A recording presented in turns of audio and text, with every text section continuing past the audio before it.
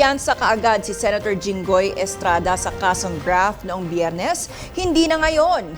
Naglabas na naman kasi ng panibagong arrest warrant ang Sandigan Bayan, this time sa non-bailable na kasong plunder.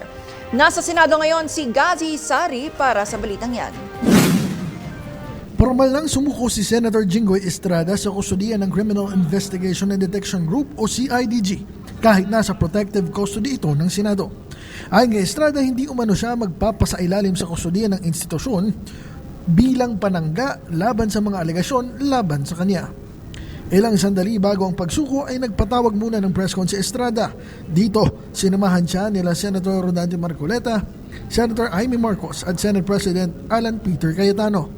Nanindigan naman si Estrada na mananatili siya sa majority block habang inihayag niyang makailang beses siyang inalok na iwanan ng hanay kapalit ng pagbabasura ng kanyang kaso.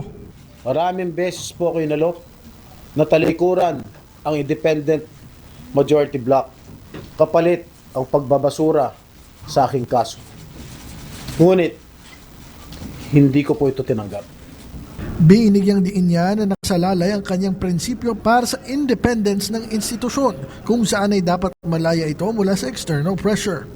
Pagkatapos ng talampati, agad naman siyang nilapitan ni Department of Interior and Local Government Secretary John Vic Remulla at sinamahan palabas na at nakatakda naman itong dalhin sa Campo Crame para sa karagdagan pang mga hakbang.